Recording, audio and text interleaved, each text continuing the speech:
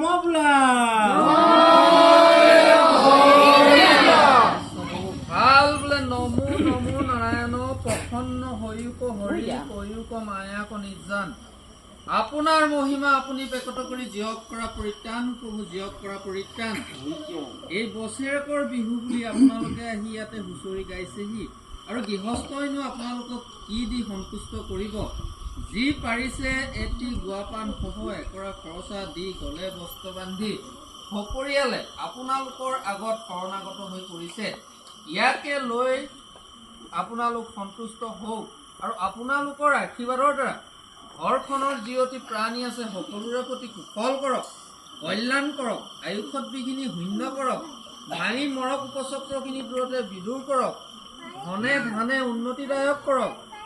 আৰু নতুন বছৰত যদি কোনোবাখিনি গ্ৰহ দোষ কাল দোষ দ্ৰব্য দোষ ইষ্ট দোষ আছে সেইখিনিও আপোনালোকৰ আশীৰ্বাদৰ দ্বাৰা পৰিত্ৰাণ কৰক আৰু ঘৰৰ মধ্যে যি দুটি বালিকা আছে তেওঁলোকৰো